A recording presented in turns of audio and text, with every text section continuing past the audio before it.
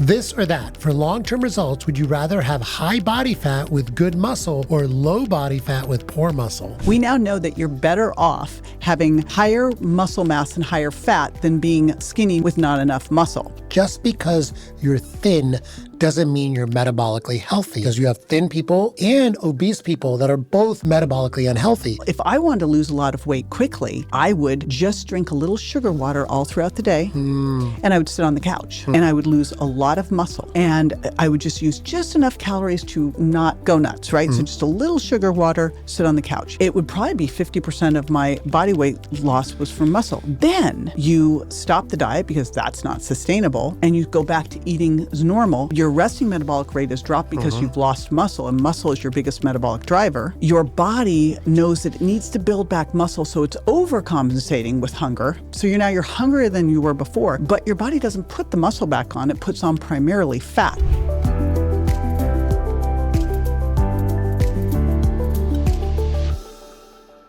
JJ, it's so exciting to have you back on. So much to talk about. I know. We have a lot of incredible new news to talk about. And we also have a lot of incredible stuff that you and I have been talking about structures that we can put into place that are practical for people to use. So I'm super excited to just launch right into it with you. Me too. Let's dive in. I love it. JJ, hot take. Intermittent fasting, is it overhyped or a game changer?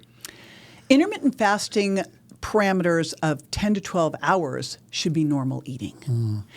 Intermittent fasting of, say, 6 to 8 or one meal a day can be a therapeutic tool, so it depends on what a person needs. Okay, JJ, finish this sentence.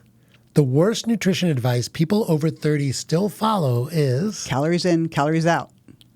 So Are we easy. on the same page with that? I love that one. I love that one. Okay. This or that. For long-term results, would you rather have high body fat with good muscle or low body fat with poor muscle? Oh, high body fat with good muscle. For sure. One food swap that makes the biggest metabolic difference without anyone noticing their dieting. Put in more protein, swap out either fat or carbs. Yeah, I love protein. It's so good. It tastes so good too. So it's so easy for me to just start I know, with protein. and you're not going to binge on it. Right. So, True or false, JJ? You can out-train a bad diet. false. However, when you're training hard, you can get away with more. And one of the things that I think is important is you actually want to be someone who's eating more and exercising more than someone who's eating less and exercising less. Right. Yeah, great point. So you were just on the podcast a few months ago as well. And for people that are listening to this for the first time and haven't heard from JJ before, please go back and listen to that episode. So much incredible information that we're going to make practical use of today. And I would just want to get right into it with you. Currently, it's beginning of January 2026. What's the state of health in America right now? It's worse than ever. What the heck? Isn't it crazy that we have more information than ever, and yet our health is more problematic than ever? But I believe that's actually part of the problem because people are in actual overload, overwhelm, and they also don't know who the heck to believe. Right. I know it's becoming a real problem, and people getting so much conflicting information. Right. And what I love about you is you really are. You've done such a deep dive, and you know how to bring all of the science that's deep in your brain to practical solutions for people. So beginning of 2026, we've just launched a new food pyramid that I think is a lot better than the old one. Well, that's not saying much. Exactly. So true. So true. Isn't that so true? Right. But there's a lot of nuances there, and I'd love to dive into that with you. We are going to do a deep dive into metabolic health and hormones and how all of these interplay together and how someone who's just starting their journey can get started on the path of truly not just fixing their health, but also just reversing chronic disease and feeling incredible again. So you ready? We all want that. Yes. I totally agree. So what is the state of metabolic health right now in America? The last stats I heard were that less than 7% of people were metabolically healthy. Right. And I think it goes along really well with something I saw years and years ago. So we have 70% of the population now who are overweight or obese. Yep. Now, we're not unpacking that to really know, are there some people in there who just have high muscle mass and they're considered obese? But I would say that's probably a very small group of people in there. Then of the other 30%, there was a very interesting study done years ago in the UK where they found that 50% of people who are maintaining their weight by diet alone were TOFI. Yeah. TOFI, thin outside, fat inside. Right. We now know that you're better off having higher muscle mass and higher fat than being, a skinny mini with not enough muscle.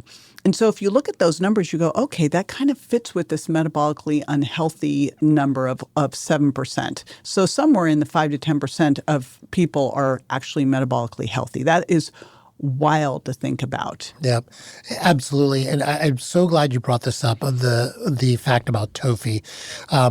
TOFI, for people that don't know, is thin on the outside, fat on the inside. And what this really alludes to is the fact that just because you're thin doesn't mean you're metabolically healthy. And that's why only 7% of people are metabolically healthy, is because you have thin people and obese people that are both metabolically unhealthy. And that's because people are looking at the scale to understand what their weight is. And that is the wrong measurement, right? It's when you look at the scale and you're just trying to reduce your weight, you end up reducing damaging muscle yourself. mass, right? You actually damage your metabolism doing right. this. If I could leave one piece of legacy work, Yes, please. it would be that we no longer ever use a scale for anything but seeing if our suitcases are going to be overweight getting on the plane. Other than that, you've got to know what your weight is made up of. Right. Because losing weight at any costs your metabolism, costs your metabolic health.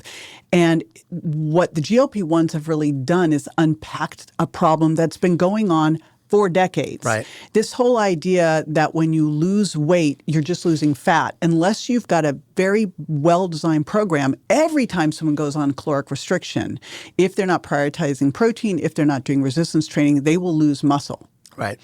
And it is why we have a 5% success rate in weight loss. When you look at it, you go, okay, so someone goes on caloric restriction without doing the right things with it. They're using their scale as the metric of success. Well, if I wanted to lose a lot of weight quickly, I would just drink a little sugar water all throughout the day, and I would sit on the couch, and I would lose a lot of muscle, right? And I would just use just enough calories to not go nuts, right? So just a little sugar water, sit on the couch. It would probably be 50% of my body weight loss was from muscle. Then you stop the diet because that's not sustainable, and you go back to eating as normal. Your resting metabolic rate is dropped because you've lost muscle, and muscle is your biggest metabolic driver, right? Your body knows that it needs to build back muscle, so it's overcompensating with hunger. So you're hungrier than you were before, but your body doesn't put the muscle back on. It puts on primarily fat. So now you've shifted your body composition to be worse than it was before. You've probably overshot and gained more weight back. You're in a bigger metabolic hole than you were to begin with. Absolutely. And so well said. And so that's why for the last 5 decades, we've gotten more and more obese. Our entire technique. And rapidly. Yeah, like exactly. It's a hockey puck of obesity. It's not like climbing along. Do you know what that in the 19th century, the turn of the 19th century, 0.5% of the population was obese?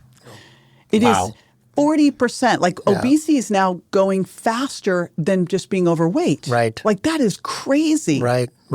And so you have obesity plus being overweight, plus you have the TOFIs, and all of those fell into the bucket of metabolically unhealthy because we've been doing it all wrong for decades now. And so, I just said this on stage yesterday actually, in Phoenix, where I said the first thing everyone here needs to do is throw away their scales. Yes. They're just garbage. Thank you. Ditch the scale, but get a body now.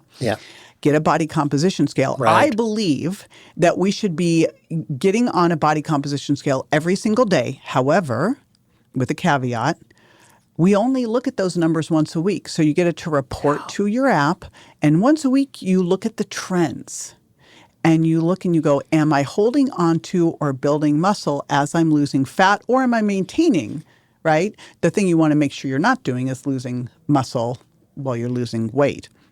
So if you use a body composition scale, not a regular scale, and you look at the trend line once a week, then you've got the information you need, because we know that people who are able to maintain their weight, like if you look at James Hill's research, which I think is so fascinating, here's a guy who's devoted his life to what you need to do to keep the weight off.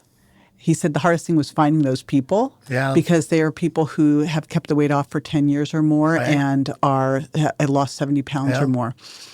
I think they've done like 10,000 people in this weight loss registry, but one of their habits is that they weigh in every single day. Yeah. And I think it's a lot of people, there's a movement for a while. Oh, to get rid of to not weigh in. I know. I saw that because it triggers me. I go, why don't we reframe weight? First of all, we got to look at what your weight's made up of. We're not looking at weight. But if we looked at those metrics the same as we would look at blood sugar or blood pressure, no one's going to go to the doctor and say, please don't test my blood pressure because it triggers me. Exactly. Right? So we've got an emotional component here that we've got to get rid of. Yes. Because having excess body fat, not excess weight, having excess body fat is a symptom of poor metabolic health. That's it. It's not a symptom that you're a bad human. Right. Exactly. And having poor metabolic health is also the result of having lost muscle mass or not having adequate muscle.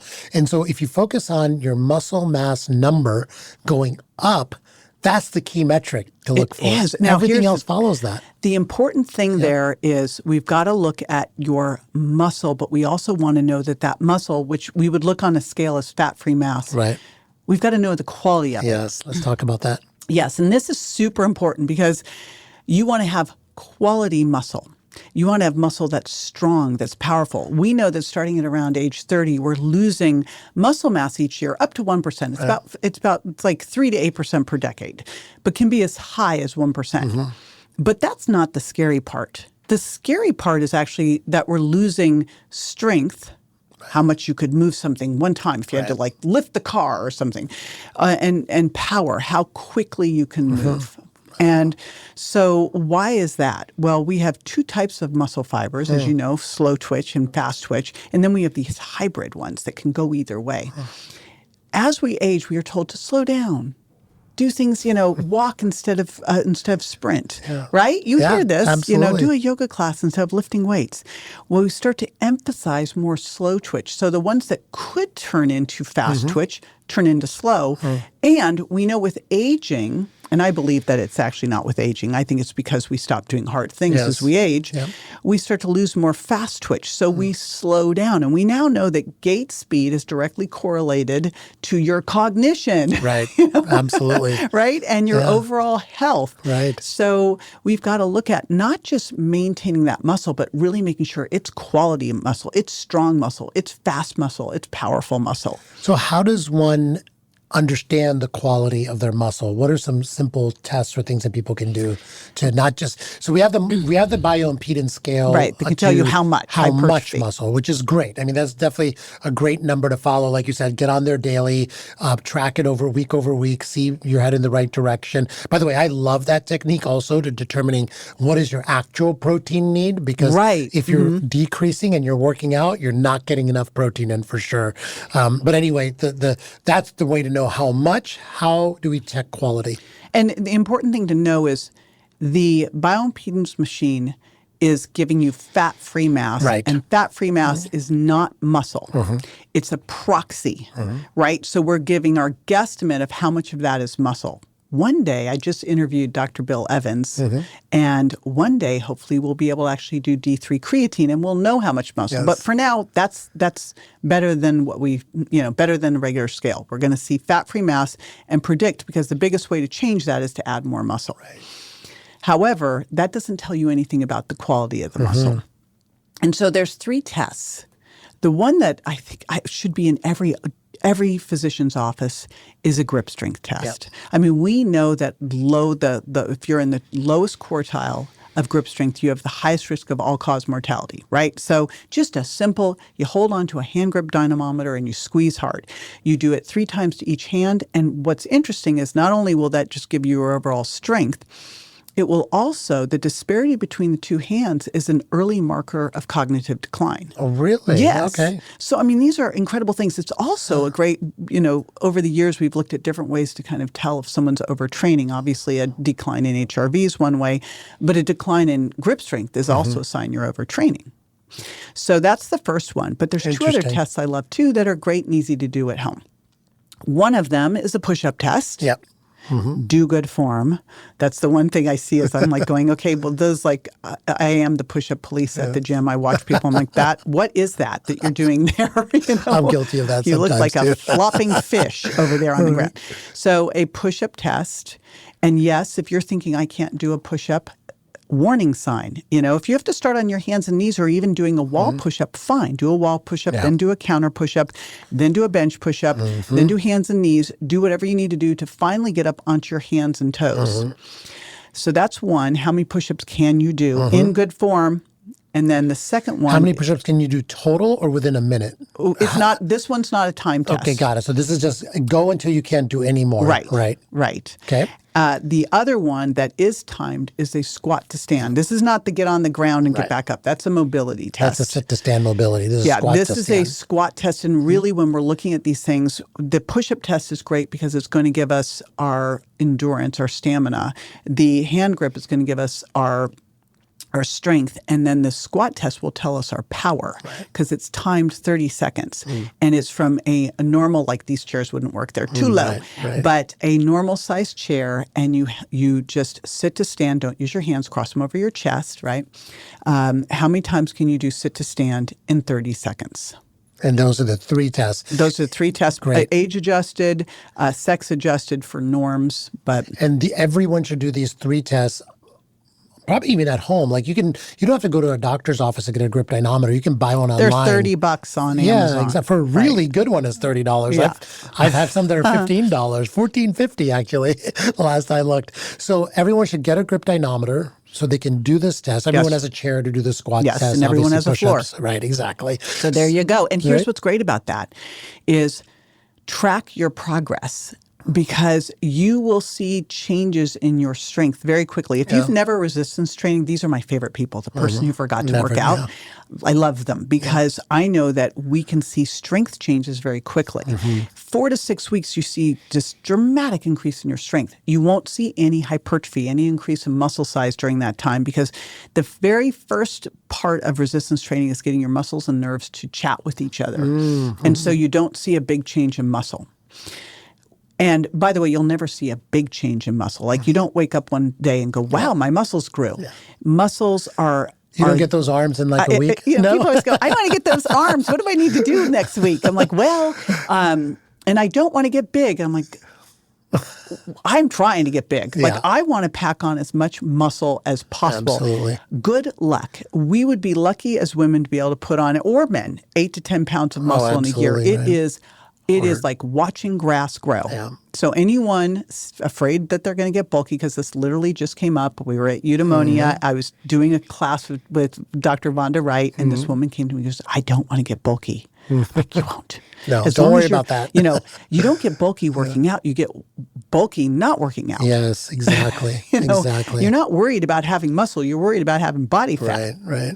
So resistance training done correctly, you'll get that fast twitch fiber going, which is important. That's your metabolic Spanx that holds everything in tighter. It's your sugar sponge where carbohydrates now can go into your muscles instead of being converted to fat, getting stored around your organs. And then the most exciting part about muscle is really how it impacts metabolic health is it's this multitasking messenger. I feel like we don't talk about this enough. I mean, it improves your insulin sensitivity. Fastest way to improve your insulin sensitivity, which is going to get your blood sugar better and stop you from storing fat. You got high insulin, you are not burning fat. Right. And you will be hungry all the time. It's like the worst case scenario.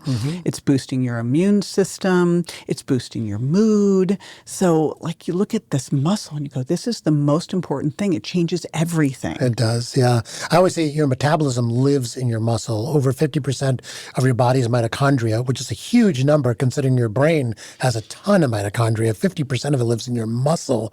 And if you have strong muscles that are also large, you have a lot more mitochondria than the person who doesn't. And then that's where the sugar sink is. That's where all the sugar goes and gets utilized and insulin levels normalized. So metabolic health basically is a proxy of your muscle.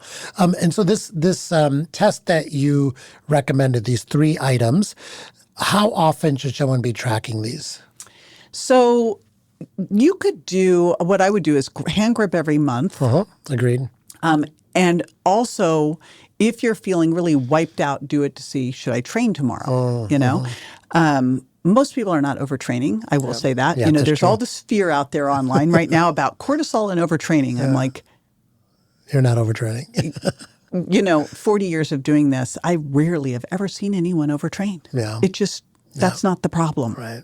The problem is you're undertraining. Yeah. Exactly. And probably, usually you're not undereating and overtraining. Sure. That's a very specific athletic population. Right. That's not most of us. Right. Right. Exactly.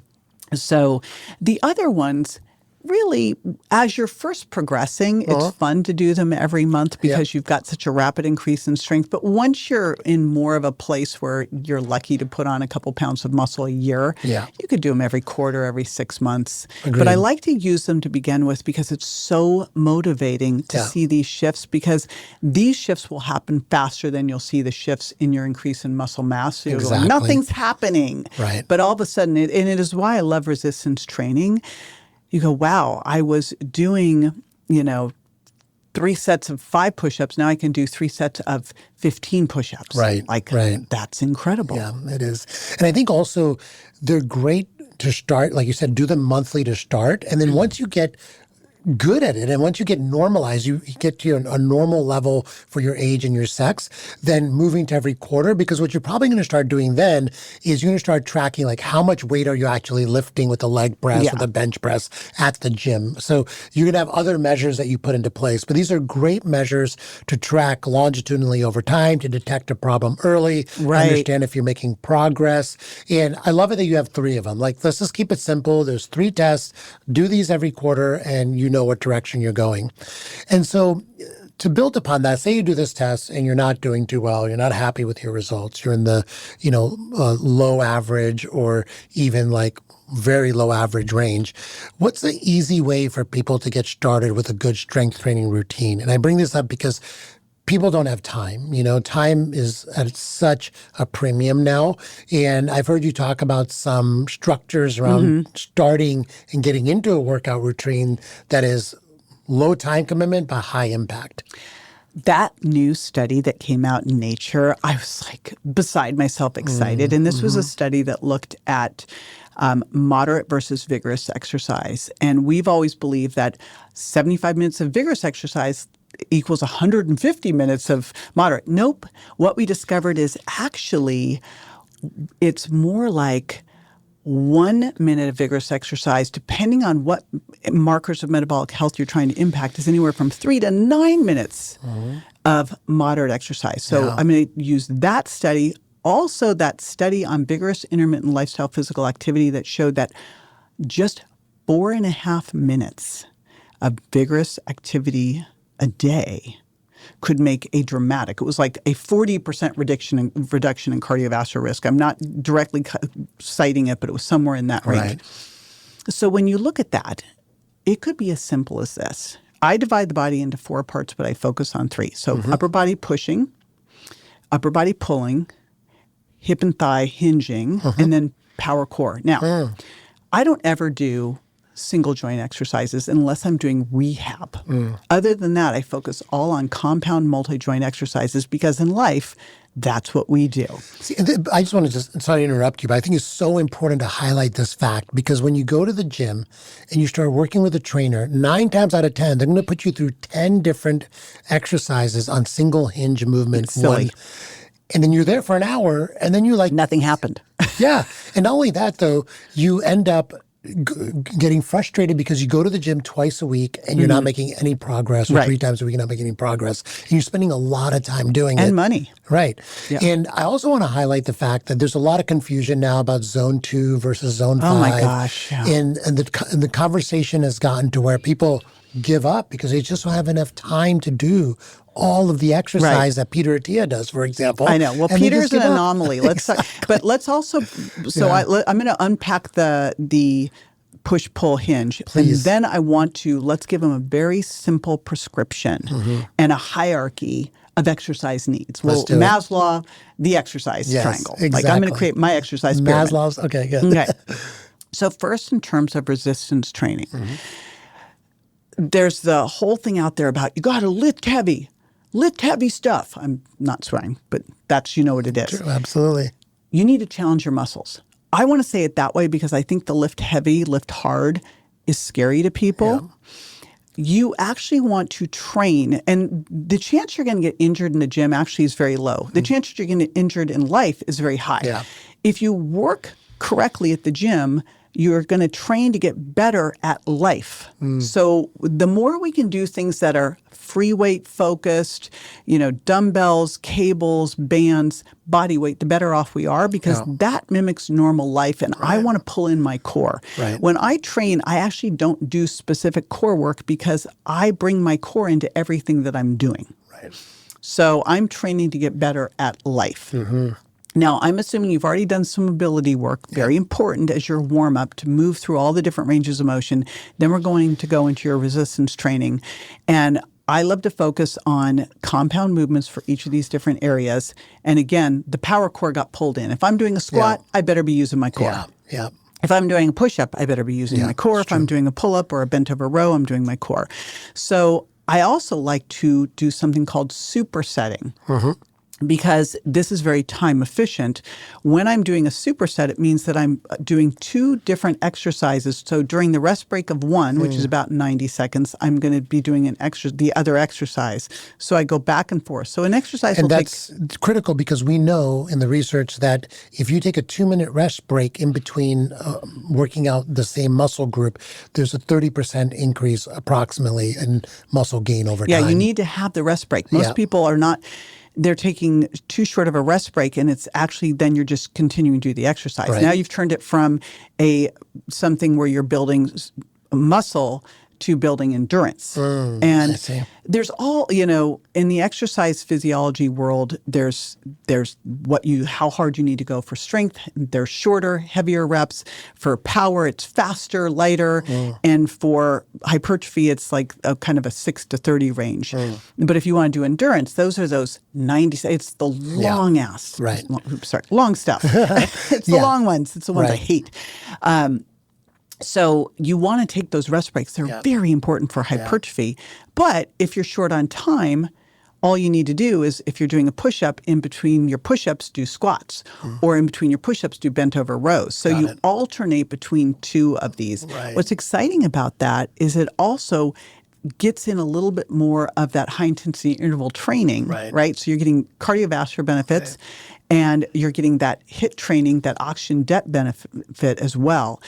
Now, you could go and do this literally in 20 minutes. You could do a push-up, alternate it with a bent-over row. You could do an overhead press. You could alternate it with a squat.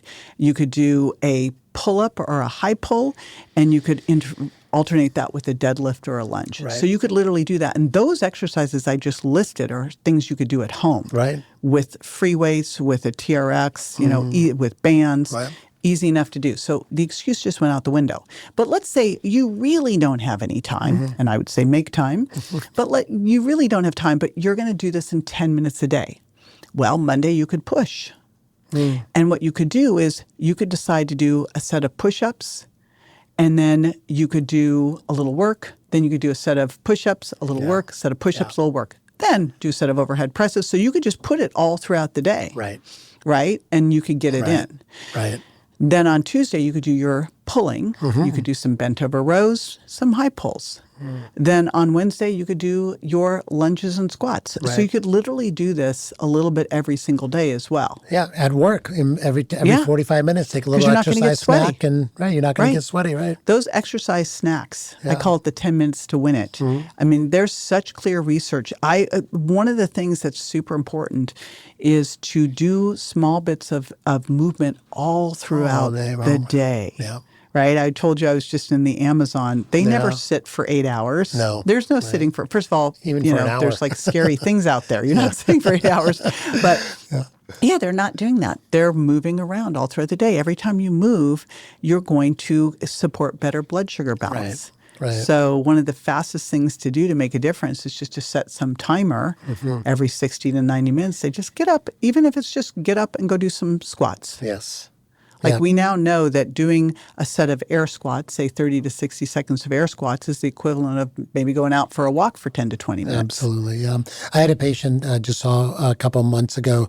He told me a story about how he had a huge blockage in one of his blood vessels, having major chest pain, went to the hospital, got a stent put in, and obviously they want to put him on statins, and he started taking his statins, and he asked his doctor, very smart guy, how do I get off these statins? And he said, well, there's really not much you can do, but I will recommend one thing. Just squat every day. Do deep squats every day, 3-4 times a day, sets of 10. And so this guy, he had nothing else, no other advice, but he did that. A year later, they re-angiogrammed him, and almost all of his blockages were gone. In a year of just doing 4 First or of all, I 5 love times a that day. a cardiologist said that. I know. I was so excited And I love that about he this. actually followed the instructions. Religiously. And that near heart attack, just scared the bejesus out of him. And he was like, I'm going to do something. And all he did was that, just do deep squats 3 or 4 times a day, sets of 10, changed his life. If I had to pick just one exercise, it would be squats. Yeah. And now I say this as someone who blew out their knee at 17. And I've been squatting my whole life because people say, I can't do it. I've got bad back, bad knees. I go, but you have to get off the toilet and get out of the car and grab groceries. Right. So you are actually doing this movement all the time anyway. And one of the biggest disservices we did early on, and I still remember, like the things I was taught in school, and I was a biomechanics major first. You were. So what I was taught in school is don't lift weights till you lose the weight. Wrong. And then never squat, never drop your hips below your knees. Oh, no. Yeah. And then I lived in Japan. And this was in college. I went to Japan to bring aerobics to Japan. Yeah. And everyone there sits in a squat position with their they don't use chairs. Butts hitting their heels. Right. I was like, and by the way, they don't have seated toilets where I was living either. You had holes. Yeah. Try doing that Hole in stilettos. Yeah. Yep. But and somehow we were taught if you ever drop your hips below your knees, I don't know, some horrible thing is going to happen to you. Yeah. Crazy. And it's incredible because I grew up, I'm Indian origin, and we do a lot of praying. And when you pray, a lot of times you just sit, crisscross applesauce, or you sit in a deep squat for hours sometimes, and you just get used to it. And then now, my mobility and being able to do that is preserved. And so I think, a lot of times people think they can't get it back, but you can get it back. You just got to do it consistently every day, and you'll get it back. And I've taken people through this. And what I love about kind of your structure that you're putting out there, and you actually have a name for this, a 2x2x2. 2x2x2. If we could solidify that for people. There's a lot of people probably listening to this podcast that are time poor, that don't get enough time in the gym. And this is a really great way to start, right? So what is a 2x2x2? So 2x2x2 is, so we talked about the push, pull, and hinge. 2 days a week, you are going to hit each of those. So that means, again, you could do it all at once, or you could do it Monday, Wednesday is push-pull, Tuesday, Monday, Thursday would be push-pull. You just alternate it, right? Alternate. So then it's 2 exercises for each of those areas. So if it's pushing, that could be a push-up, because anyone can do a push-up, right? Anywhere. You can do it against a wall if you're deconditioned. And an overhead press. And I specifically love an overhead press standing because it loads the spine. And I want to get as much stress on my bones as possible. Got it. Right? Or a squat would, and the hinging would be squats and deadlifts, or squats and lunges. So then it's 2 sets of each exercise. Okay. Now, when I say that, I mean 2 working sets. Right. So if I was going to do an exercise, I first do a very, 50% of what I could do as part of the get my muscles firing, paying attention, and then 2 working sets of that exercise. And here's the thing. You want to do an exercise Once you're used to it, so the first couple of weeks you're just teaching your body how your muscles and nerves to talk. But once you've gotten to that point, the next thing that you want to do is push yourself so hard that you feel like you could maybe get 1 or 2 out, but you want to, form is your limiter. That's your limiter. It's not push it out in terrible form. Right. When you start to feel like you're slowing down, your form's starting to drop, that's when you stop. Right. That's how you know the upper limit of how much you can do. Exactly. And that will change over time, which is what you're aiming for. Usually. Right? And here's the thing. Don't go slow. Don't go slow. When you train slow, you go slow. When this whole super slow movement came out in the fitness world because of time under tension being good for hypertrophy. I remember that. Yeah. Remember that? But I'm like I was doing this a year ago. Yeah. But if you train slow, you live slow. You go slow. That's our bodies are very specific. Go fast because we keep that power in there as well. And then just watch, because all of a sudden when it gets hard, you'll slow down and your form's like you're kind of going, all right. That's when you stop. Got it. And how long does a 2x2x2 workout typically take for an average individual? Well, remember, you can superset it. Yes. So this is can become a 20-minute workout. It's magic, right? Right? It's like in 20 minutes, you get a really powerful workout in. And we know if you superset it and you go fast, that is going to replicate a HIIT workout, which is 3 to 9 times more powerful than a low-intensity workout. And, I'm a big believer in morning routine. So get this over with first thing in the day, and it's done. You have a major win. Well, the research also shows that people who work out in the morning tend to not miss their workouts. And I know for me, if I leave it to the evening, it's not happening. Yeah, exactly. It's just not happening. It's not happening. Right. First thing in the morning, just get it done, and you've won the day already with your exercise. And it really sets the tone for the whole day, because you're like, I worked out. Yes. I did this. Yes. So you could do that. Now, I talked about a hierarchy. Yeah. My exercise pyramid. So I'm going to actually take it to not exercise but activity, because when you look at metabolism, you've got your resting metabolic rate, which we know the only way we can affect that is with putting more muscle on. We've got the thermic effect of food. Swap out some carbs and fat for protein. You just boosted your thermic effect of food. And then we've got activity. Yeah. Activity thermogenesis is 2 parts: non-exercise activity thermogenesis and activity thermogenesis. The actual bigger modifiable one is non-exercise. It's making sure you're moving all throughout the day, and you track that with your steps. So that's the first thing. I always start with that, because I know that if I'm not getting someone to track their steps, when we add an exercise, they move less. And it is really clear. It's like you don't think about it, but your body is very compensatory. It wants to stay in homeostasis. So if we don't do that piece of making sure that you get all your steps in every day, non-negotiable, then we're going to start to add on top of it. Yeah. So that's the first part, is that, the latest research was 7,000 steps. I go 8,000 to 10,000. More is better, but I don't want you to do more steps and not do the exercise. Right. So I would say the next thing I have a lot of people purchase after they buy a grip dynamometer and a bioimpedance scale is a little foldable walking pad underneath their desk. Right, yes. It works so well. Just bring it out, unfold it, walk while you're on a Zoom call, walk while you're talking on the phone. I have one that's permanent that I walk when I work, and I actually am more productive when I'm on it. And people get 10, 20,000 steps in a day sometimes. And it's you can really And it didn't take you more time. No. It's just an part easy of your day, one. right? It is my thing under my desk too. I have that one in my movable desk. So there I'm you with go. you there. It's Exactly. the easiest thing to do. Right. When I'm traveling, I always make I walk like I walked here today. I always walk to all my restaurants, walk to whatever I'm doing. So I walk as much as possible. Yeah, it's critical. Yeah, I love that. I take a walk every morning whenever I travel to just see the town that I'm in as well. And I try to get, 5,000 to 7,000 steps in the morning. And then the stairs in the hotels. Yeah. That's my other hack, is the hotel stairs. Exactly. So, and that's also becomes my workout if I'm absolutely in a place where I'm like, there is nothing here. I do travel with bands. I have these TRX bands called Bandits because they have handles. So I can always make something work, even if it's just body weight. There's winners find ways, right? Right. So you get your NEAT in, then you add your resistance training. If I was going to add something next in my hierarchy, it would not be zone 2. It would be high intensity interval training. Right. Absolutely. Yeah. Because if the fastest way to improve your VO2 max is going to be with high intensity interval training. And when I say that, because there's so many different types now. Now there's sprint training and this training. I'm sure people are going, what the heck? It is just you go hard and then you actively recover. And the reason I say actively recover is because you go hard to raise your lactate. And then you actively recover because the lactate becomes a fuel source. Right. And lactate is such a powerful fuel source for your heart and your brain. And so the simplest HIIT workout is go hard for a minute, recover for a minute. So it could be, run for a minute, walk for a minute, go up the stairs for a minute, come back down for a minute.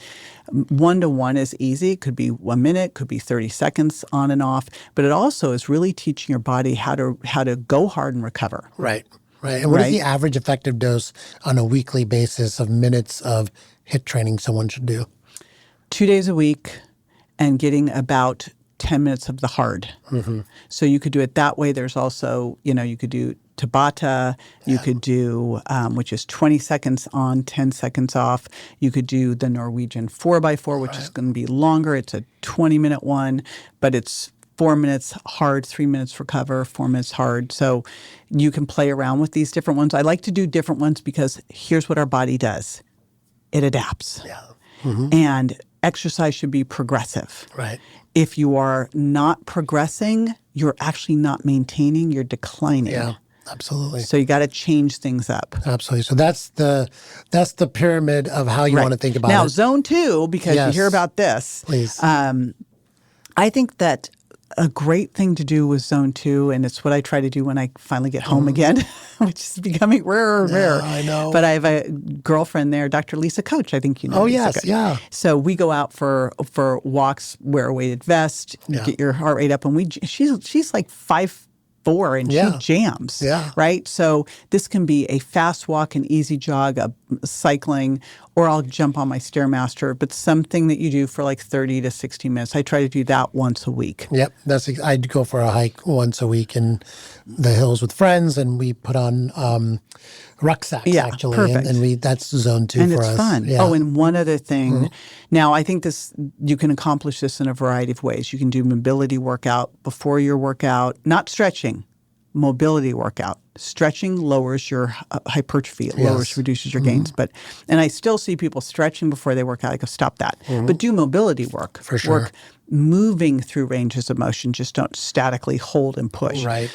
But the other thing I do when I'm home is I do a yoga class under duress. I do not like it, but that has been a game changer as well. So, so in my perfect exercise prescription, it would be doing your resistance training twice a week hard, doing 1 day a week of yoga, 1 day a week of zone 2, 2 HIIT trainings. And, I love that.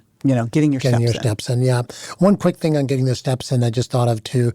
I have a lot of people I have them show me their phone when they come and see me for the first time, and we go right to their Apple app. And I say, is your phone on you all day? Yeah, it's on me all day. And we look at the number of steps average per day over the course of the last month. There's always somewhere between 2,000 to 4,000. That's the average American. That's the average American. Isn't that crazy? So they're like, how am I going to get more steps in? And we talk about the walking desk, of course, but that's always something that they, are usually skeptical about. They do later, or maybe it just doesn't fit into their life. And what I tell them is, okay, well, we know you need 7,000, 8,000 steps. So let's do 8,000 minus the 3,000 you're getting. 5,000. Get those 5,000 steps in first thing in the morning. Just whatever you need to do. Go for a walk. That's a great way to do it. Yeah, and then that way you get it done, and the rest of the day you're going to get your 8,000. Because I think people have this anxiety towards the end of the day that they didn't get 8,000, and now it's like, what am I going to do? It's night already, And so they don't do it. So first thing in the morning, add that number in compared to your average steps that your phone tells you love you've that. been doing in a I'm month. going to use that because I will tell you a funny story. Yeah. It's just exactly proves your point. I was at a meeting in Scottsdale, and we are like sitting in this meeting all day long. So I am in the back up pacing, like they're like, just sit down. But I'm literally back to the hotel. I'm at 5,000 steps. Yeah. And I look at Tim and I go, we have to take the stairs. It's 20 plus, flights up. And he's like, I'll meet you up there. Like, I'm not taking the stairs. Anyway, I take the stairs up. It's not enough. It's not. Yeah. So I was like, well, darn it. I go, I have to go back outside and walk the neighbor. He's like, oh, gosh, because now he has to come with me. Now he's a trooper. He did it. Yeah. But, leaving it till then. Yeah. I'm a big believer in getting your wins in first thing in the morning because that's the only time you really have control over your day. After that, it's just like, oh my gosh. You're reacting. You're reactive, right? Exactly. This is an incredible, fantastic exercise prescription. And I love that coming from you because you know the science, you're very practical. You know that people just don't have time to overcomplicate it. Like, let's focus on the big things. The big things that make the biggest difference. Well, I feel like there's so much information out there right now that is just going to make people do nothing. Yeah. Because it sounds like you have to do so much stuff and it's so hard. And again, the important thing with that exercise prescription is if you're starting from that point of I forgot to work out, you're going to get amazing results. Yeah. So go you know. And the first thing is let's just build it. Let's start with that walking steps. Then let's add in the resistance training twice a week, 20 minutes. Yeah. The 2x2x2. Then we'll add in the HIIT training twice a week. Then we add in that zone 2. Right. We've done some mobility in front of the 2x2x2. Sounds like you should lead the mobility workout. And, you can throw a yoga class in there. Yeah, throw a class in once a week. Yoga, Pilates, whatever have you. Yeah. Whichever of those types of things. Incredible. Okay. Exercise, we covered it incredibly. Let's talk about diet. And, the food pyramid just came out. Step in the right direction, but you and I had this great conversation earlier about how the way we've been managing calories and macros is just so backwards and it hasn't served anybody. And so can you dive into our conversation a little bit of how you think about things? Yeah. So first of all, it's also hard unless people love math, which I don't run into too many people who love math, but doing it as percentages. And I think that the percentages for macros, the 30% of this, I think that all came out with the zone diet. Yeah, exactly. That must have been when this all happened, right? Because you needed to be in the zone. So the way people used to do it is like you calculate the number of calories you supposedly need for the day, and then you do the zone, which is what percentage is carbs, protein, and fats, and then you somehow turn that into a diet. It's like this big math equation. The number one, no one really knows how to do correctly. Number two, no one can stick to because it's just really hard to figure this out, unless you're like a professional bodybuilder or athlete and you have someone doing it for you. And this is such an easier way to do it. Right. And the bodybuilders don't eat that way anyway. They eat based on protein, based on their fat-free mass. Right. So when you really look at it, the number that's not going to shift here, like I look at my macros this way. Protein is my function macro. Right. It is there for structure, for rebuilding, for recovery. And then I've got my fuel macros, fat and carbs. I can play around with those. Right? I cannot play around with the function macro. Right, exactly. The function macro needs to stay the same. It will shift if I'm under a lot of stress, if I'm recovering from an injury, so it would go up. But there's a minimum threshold here, which I don't think the food guide pyramid hit. My minimum threshold is 0.7 grams per pound of target body weight. Right. I love that you said 0.7 because a lot of people are talking about 1 gram per pound of target body weight as well. And I don't think it needs to be that high either. It doesn't, but that's that's the easy math. Yeah. And if I've got someone who's really doing caloric restriction, heavy training, I'll do the 1 gram. I think makes a ton of sense. Recovering from an injury, et cetera, 1 gram. But from all the research I've looked at, 0.7 seems to be the most important. That's where you're getting the biggest benefit. 1 gram's easy math. I'd rather you err higher than lower. So, if you're going to go for it, don't go under. 0.7's the floor. Right. And honestly, in 40 years of doing this, I haven't had someone come in and go, I binged on salmon last night. The protein is definitely self-regulating. Yeah, it is. You can't overeat the protein sometimes. It's hard, yeah. Yeah, it's hard. Now, if you're eating some big fatty thing, it's easier That's to different. overeat because you're eating a lot of that fat. But you don't hear people just go, I binged out on steak, chicken. Right. They just don't. Right.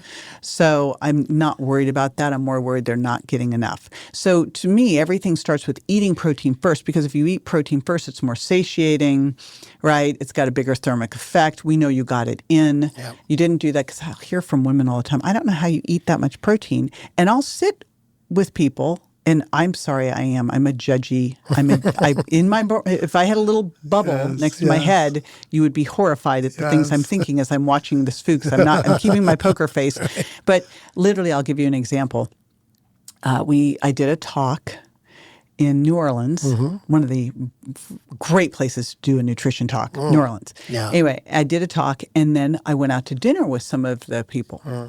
And it was a talk, and I went through, unpacked everything they need to do nutrition-wise. And this woman sat down, and she had a salad. She had the hors d'oeuvres, which the appetizers were some fat carb bomb. Oh, yeah, I'm sure. Right, New Orleans. Yeah.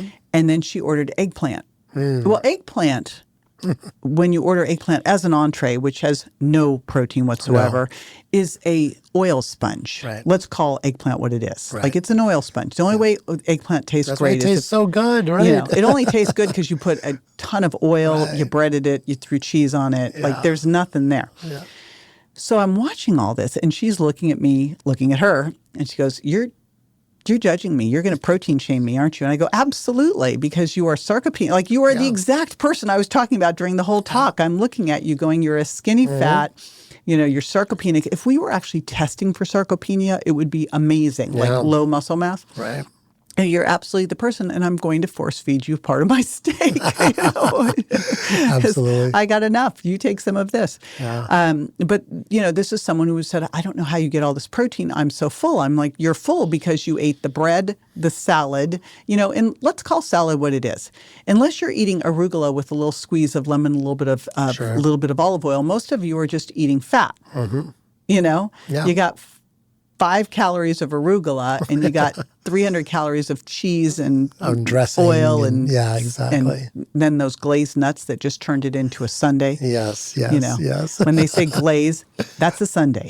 I can't wait to see the salads that we have coming. Let's see what when they come after this podcast. Well, those salads, I know we're going to look at them and we're going to assess them. Right. But, we're going to do a salad assessment. Salad assessment. This is my favorite salad. But the reality is, like, it's not the lettuce. No. Right? Okay. No.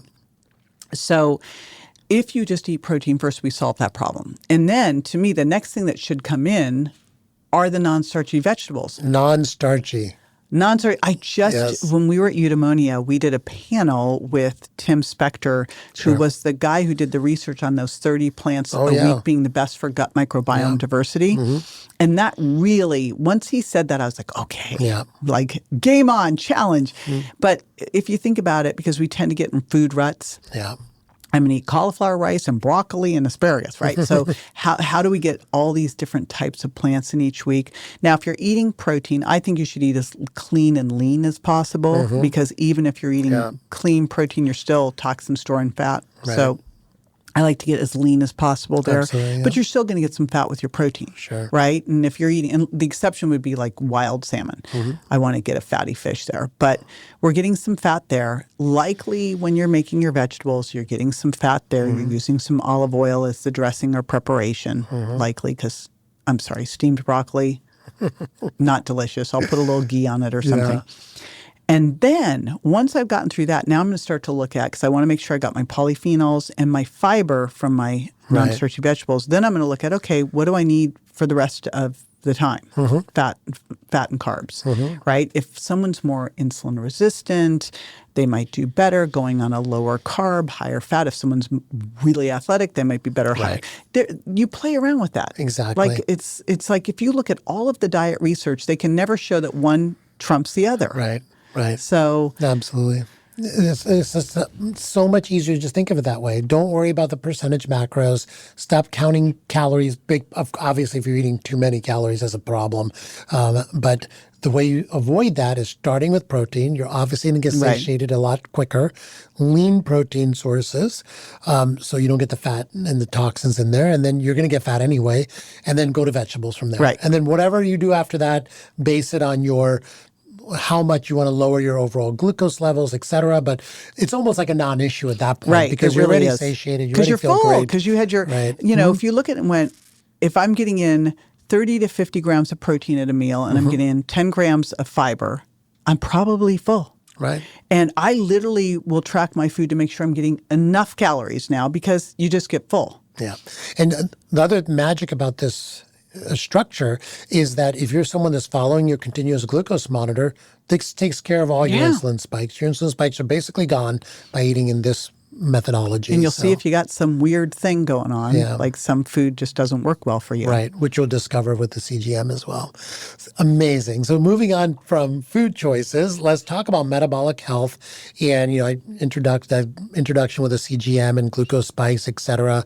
I'd love to dive into how you're utilizing GLP-1s in this thought process and this structure, and just further diving into metabolic health and improving it. Muscle being absolutely the core that we need to focus on, food being second or very equal to that. What's next? What's next? And here's the important thing. We, with the obesity and, overweight obesity epidemic, I think we've approached it all wrong. This idea that we lose weight to get healthy is backwards. We actually have to get metabolically healthy to lose weight. Right. Now, my favorite thing to do is get people doing the foundation so we can see the metabolic hole they're in. Like if you've got someone eating healthy, if you've got someone who's doing the resistance training, they're going to start to improve that insulin sensitivity, their insulin resistance. But if they're still struggling, it's because they've really landed in a deep metabolic hole.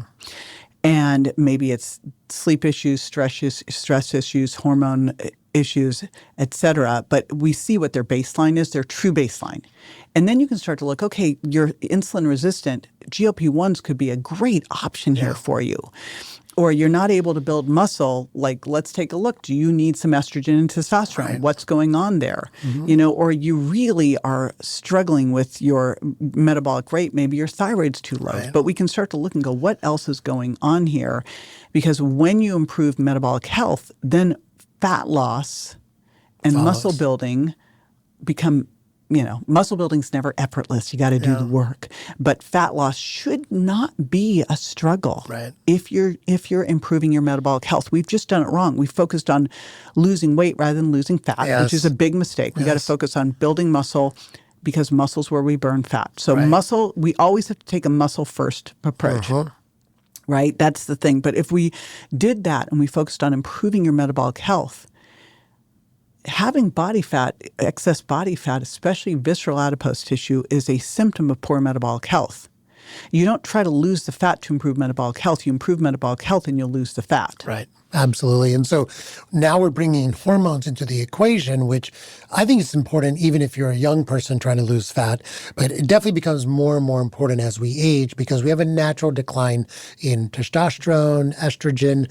And at what point do you believe that we should be testing for these hormones to see, and thyroid as well? You just mentioned thyroid is a big piece of the puzzle. And GLP-1 is a hormone basically as well. So these are all hormones that we can modify, that we can bring into the picture to really accelerate your journey towards health. And the critical element there is testing to see where you're at. So at what point should people think about testing? How often should they test? What do you think about? Wouldn't it be great if we got hormone levels when people were at a more ideal place? Like I look back and I go, gosh, if I just had access to those levels I had in my 20s or 30s, but I didn't know what I didn't know. Like I'd love to have those levels. Yeah. And then I think back then, I mean, we're kind of aging ourselves here. Like you had to go to a doctor and ask for a prescription, and lots of times the doctor would be like, "What are you asking You're normal. me for this? You don't need this." We'll never, like they would never have tested those numbers back then. And now we live in a different age. Anyone can get anything tested anytime they want. Right. And it's critical if you're a young person listening to this podcast, go out there and just get your test done. Wouldn't you love to know what are my normal levels? Right. Like how much testosterone do I have as a female? And by the way, females, you have more testosterone than estrogen and progesterone. Right. So I think that you get these things done younger. And then you really pay attention to how you feel. This is where tracking your body composition is important. This is where looking at your energy, because you'll start to notice things shift. Like for me, I noticed that I was not recovering well from working out at the gym. Now, I had a very smart doctor who first put me on testosterone. That was the first thing, because I was like going, I'm just not able to recover. What's going on? And I knew my thyroid was off the minute my thyroid was off, because I've been teaching weight loss resistance courses to doctors. And I'm like, oh, I can tell this is off. So I had that. And by the way, it was in normal range. What symptoms did you have to know your thyroid was off? So I started losing the outer third of my eyebrow. I was cold all the time. I was always one who sweated all the time. And all of a sudden I was cold all the time. Right. And my hair started to kind of come out. Now, I don't know what my thyroid used to be, because whoever tested this, but it was at 2.7. And I feel best around 1 for a TSH. But just those little things started to go off. And 2.7 is in the normal range. It's in the normal range. That's the problem, right? It's in the normal range. Right. And I can't, and by the way, of course, they weren't looking at the whole picture either. Sure. Fortunately, I had someone who was a thyroid expert look at this and go, oh, but I could feel it. I knew exactly what was going on. I was like, help. And a little thyroid, boom. You were back to like yourself. back to myself. Yeah. So then I could tell that I wasn't recovering well at the gym. Now, I think most people think, oh, I'm just aging. Oh, I'm just tired. Oh, I'm just... No, like pay attention to these things. Right. The next thing that happened is I started to have bleeding gums. And that was one, and this is why it's so important to get all this information out, because I was like, what the heck is going on? My dentist, who was a guy, was like, low estrogen. Wow. I was like, oh my gosh. Wow. And, classically in perimenopause, testosterone will come down, progesterone will come down. Estrogen's kind of the last one to fall, but not for me. Your estrogen went first. Yeah. And so fix that. I was like, fine. So I think the important message here is be very aware of how you feel, and don't get gaslit when you start to have these things of, this is just, oh, you're just hyper fixated, or you're just, you're getting older. That's normal. Exactly. That's normal for you. I'm like, no, it's not normal. It is a sign. We don't have to suffer, right? We can start to, and I think that you should start to take care of these things and replace these things as quickly as possible. But you need to have the foundation of good eating, good exercise, doing what you can for stress management. And the other one I noticed was my tolerance level, patience level, irritation level, plummeted. Plummeted, right? I literally was like, could I just unzip my meat suit here and leave and come back? I mean, like the things that would get on my nerves. Oh my goodness. Yeah. It's like, wow. Yeah.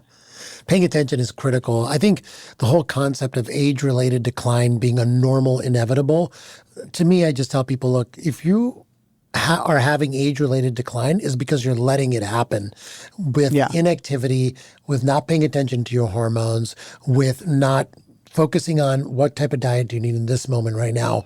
You can stop the age-related decline, and we have so many examples of that. Look at the blue zones, and look at people that are routinely making it to 80, 90 and still having a very active life. They didn't let it happen to them. Right. Well, I mean, I was just in the Amazon with a woman hiking at 80. So I'm like crying a little bit that I'm hungry, and I've been hiking for 5 hours and it's 90% humidity and there's big bugs. I was like watching her going, I need to just be quiet, because she's like just leading the pack out there at 80. My gosh. Yeah. Amazing stuff. I will tell you, I feel better at 62 than I did at 40. Wow. That says so much, right? Like, you don't need to subscribe to the fact. No, I'm not buying into that. Right. Exactly. And I do not believe that this whole we're losing muscle because we're aging. No, we're sitting on our butts. Right. And losing muscle. We are falling prey to all the things that we hear. So, as you're aging, you should do less. Don't go do that hard class. Go do the easier class. All this stuff that we're not supposed to do these things. I'm like, we better do those things, because if you use it or lose it. Yeah, absolutely. And I want to highlight one point, because I think for us, it's so natural to speak about hormone replacement therapy as of course, right? Of course, you're going to replace hormones when it's needed to replace hormones. But I still talk to, and I would say about 85% of the people I talk to that are in the general public still think there's a big taboo around it, right? And so I would love to hear how you address that with people. Early on, I was working out of a plastic surgeon's office in Rancho Mirage, helping them. I would look at their patients, look at their labs, and help get them as optimized as possible before surgery. But when before I got to sit down with them, I'd get their labs. And these were all women, perimenopausal, menopausal women. I could see if they were on hormones or not. It was so clear with their labs because what would start to happen is their inflammation markers would go up, their insulin would go, like all these things. And I think we look at hormones and we're scared, but you look at what happens when people are not on hormone replacement therapy. Their bone density, like you can see this with women, 2 to 5% decline in bone mineral density per year when they go through menopause. That is frightening. It's completely avoidable. Completely avoidable. Right. But here's the thing. It's really hard to get bone back. That's trying to unscramble an egg. Right. Like you do not want that to happen. So that's the first one. Then you look at the Alzheimer's risk, the dementia risk. When are we going to have that study? I don't know how we're going to do it. I don't know how to ever get through an IRB to do that. Right. But we can just look and go, of the women getting Alzheimer's and of the women having cognitive decline, are hormones or no hormones? Right, absolutely. So you look at your brain, you look at your bones, and then you look at those cardiovascular markers that I could so easily see. All of a sudden, their LDL's going up, their insulin's going up. I mean, so what's scarier? Most women are going to die of a heart attack. They're afraid of breast cancer, but breast cancer is not what's killing women. It's heart attacks. Disease, right? It's heart disease. Right. And, I just interviewed a cardiologist a few months ago, and it's really important for women, especially because women suffer from a different type of heart disease than men do. It's more microvasculature, and the symptoms are very different. It's not the typical chest pain going down your left arm. It could be just, brain fog, tiredness. It could be shoulder pain, neck pain. And it's very, very different when you have a microvascular disease of the heart. And usually that's due to low estrogen levels. And so getting hormone replacement is not just for your bones, is not just for, aesthetics. It's also for your heart and your brain. Did you interview Jane Morgan? No, not yet. I need you got to get Dr. Jane. She's amazing. Yes. But that's what she was telling me is a woman will go into the hospital, into the emergency room with these symptoms. Anxiety is one of them, too. Right. And if a man comes in, they get screened right away. They get EKG, they get screened. The woman doesn't. No, exactly. And they get sent home with like Prozac or something, right? Right. Absolutely. It happens all the time. Yeah, crazy. Especially with 50% of them dying from their first heart attack. I know. It's really, and so just to highlight, women's number one cause of death is heart disease. It is not breast cancer. It's heart disease. So it needs to be an area of focus. And when estrogen goes down, all of the markers, your cholesterol, your LDL starts to come up in the small, dense particles. You start to become more inflamed. So all the things you started to talk about with being microvascular, you start to see all those markers come up along with becoming more insulin resistant. Right. Can we talk a little bit about GLP-1s and how you get people to just think about when that's part of their journey? Is it at the beginning, middle, end? What are the indicators to you to think about GLP-1s for somebody? What are your thoughts there? GLP-1s are such an interesting thing. Now, I'm not a physician, so I'm not prescribing GLP-1s. But I think this is, if there was ever a case where you needed a nutritionist and exercise physiologist on board, this is the time, right? Because I do not believe that these should ever be prescribed. In fact, I would go so far to say is I think it's medical malpractice to give GLP-1s if someone is not eating enough protein. And I believe that they should also be on essential amino acids during this time because it's a perfect insurance policy to make sure that you are going to hold on to muscle. But if the person's not willing to do resistance training and eat protein, they should not be given a GLP-1. They should not, because everything bad about weight loss is just amplified with a GLP-1. And so you're going to make someone sarcopenic, low muscle mass, which is going to set them up for insulin resistance, cognitive decline. We know the size of your leg muscles is now correlated with your brain function, right? So it's going to set you up for all of these problems. So you have to do it as part of a program where first you're starting to get someone eating optimal amounts of protein based on their target body weight and their fat-free mass. And you're tracking their fat-free mass. You got to track that. Right. You cannot be on this and not track that. Right. You can't just look at scale weight. No. In fact, if you're doing it that way, you're going to absolutely damage someone's metabolism and put them into a big metabolic hole. So you got to be tracking their fat-free mass. You've got to be optimizing protein and doing resistance training. And then you're qualified. Like if I was, the health czar of the world, then you would qualify to be able to use these, but not till then. Yeah.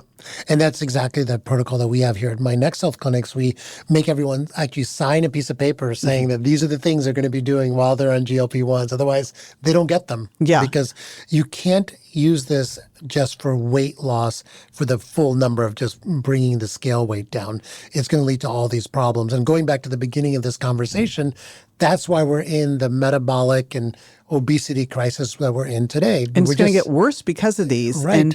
And that's what you hear is the big problem with GLP-1s. It's like, it doesn't need to be a problem. Doesn't need to be a problem. These are the most, either the most amazing or most dangerous, depending on your use. Exactly. And they can be the most amazing, quickly improving insulin sensitivity, reducing inflammation. Oh my gosh, like incredible used correctly.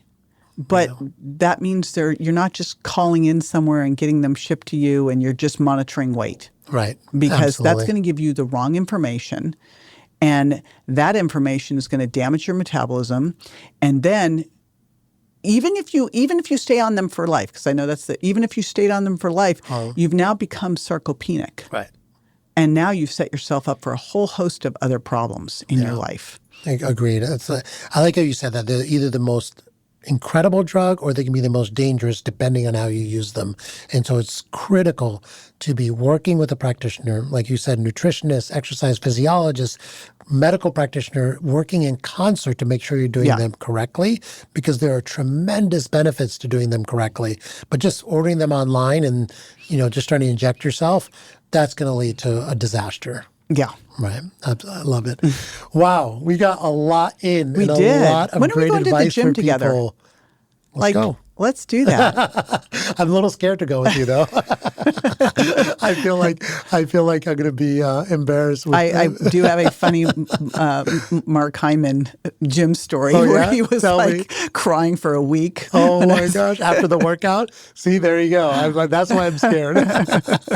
No, I love it. You look like you're doing pretty well here. Thank you. Yeah, I try to make it 3-4 times a week, and I just built a new one in my house. So I'm going to start doing what'd you put in your house? 2x2x2 workouts. Yes. So we didn't have enough room in our house for a gym, so we bought a shed. And so I'm putting it in a shed, which, I think for me, a lot of times I need to rush to, either do a podcast or see a patient really early in the morning. And it's just too much travel to go to a gym and back. And so, the first step of habit formation is just make everything easily accessible. Right. So that's what we're doing. Perfect. Yeah. Cool. Well, if you need any assist on what to put in. Yeah, super simple. It's just going to be a treadmill and some weights. That's it. Huh? That's all you need. Well, I know that's all you need, right? Although I closed off a floor of my house and built a big...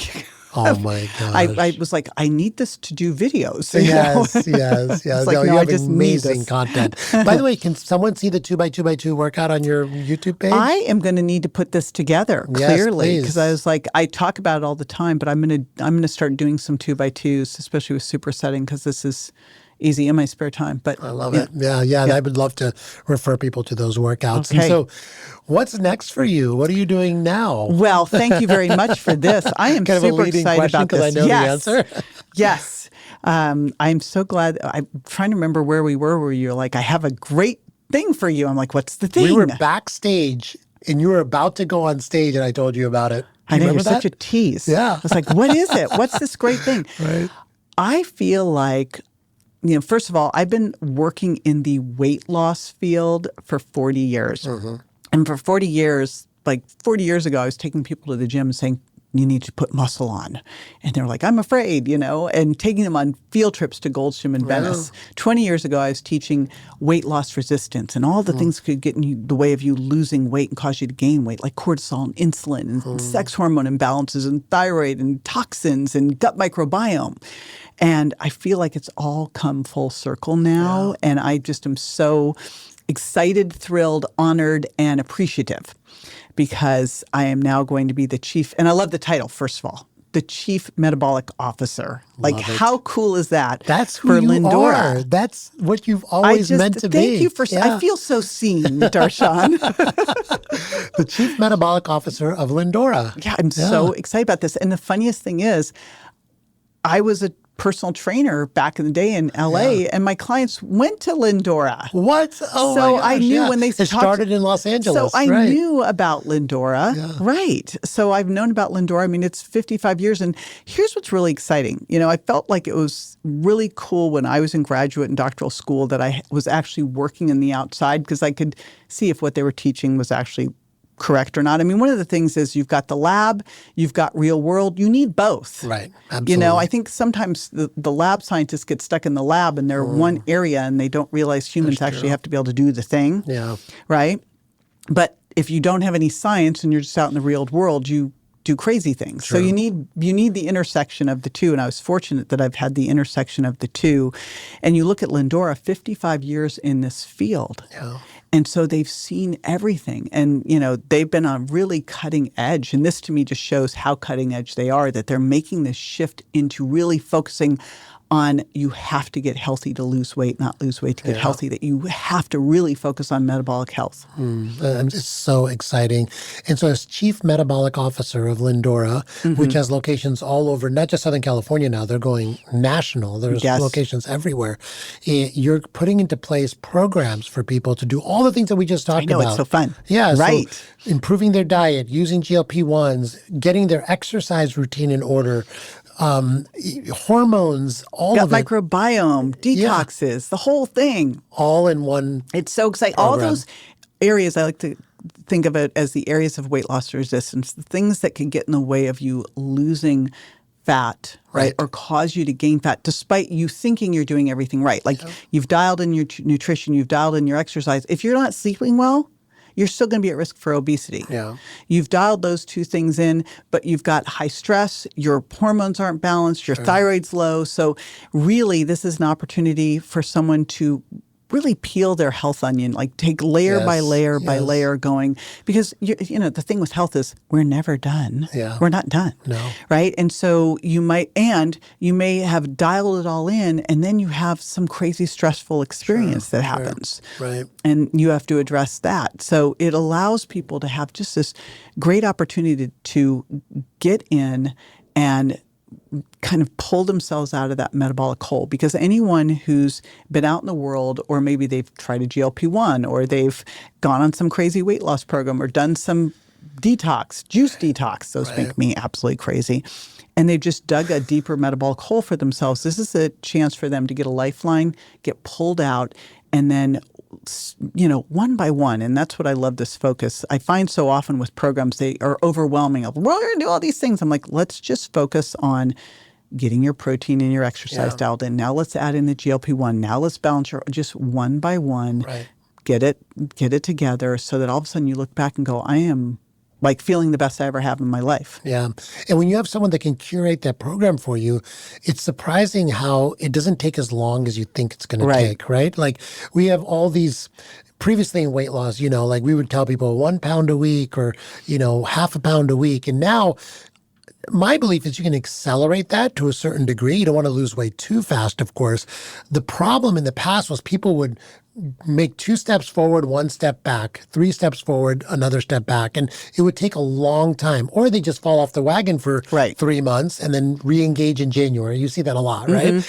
And you can totally get to a place a lot faster when you have someone curating a program for you that will keep you, number one, on the right track as well. And number 2, bring in all the modalities you need. It's not just about caloric restriction. It's about all the things that we talked about today. Yeah. And so I'm so excited that you're creating this program with them. You're the chief metabolic officer, and people have a place to go that we can kind of hold their hand through the entire process. It's nice because I have a place to send people now. Yes. And I really haven't.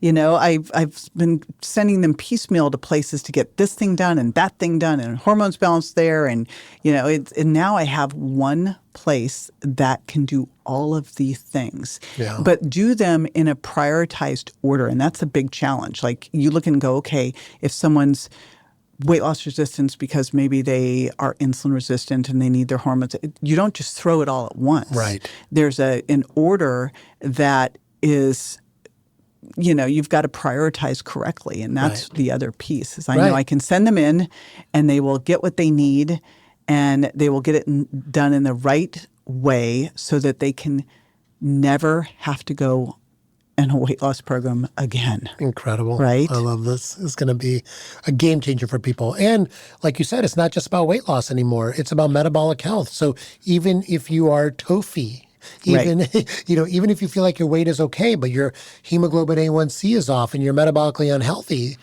a program like the one you're putting together at Lindora can help these people. Well, I actually think everybody should be in this program because let's say that you are metabolically healthy right now. You want to know where all your numbers are and then also start to look at other things. Are your hormones really where they need to be? Is your gut microbiome really where it needs to be? What about your total tox? I just did a toxicity test. I told my husband when the cold plunge leaked in our house, I was like, I think we've got a problem here. He goes, no, we don't. That's just the floor, blah, blah, blah. No, we'd black mold. Yeah. And because I did a test, I was like, uh-oh. Yeah. I wouldn't have known otherwise. So, these things are important. I would have found out probably years down the road when I'm like, why am I so messed up here? Right? When the symptoms got bad enough. So exactly. Well, I'm so excited for you and for us. This has been. Well, thank you. I appreciate it. Yeah, no, thank you. And this is going to be an incredible episode for everyone that's looking to just get started on this journey, or maybe you're halfway around considering GLP-1s. This is a really great starting place. So thank you so much for joining us today. Thank you. Where can people find you? jjvirgin.com. Everything's there. And I've got with my Well Beyond 40 podcast with you on there. We got to get you back for another one, Let's do too. it. I can't wait. Thank you, JJ. Thank you.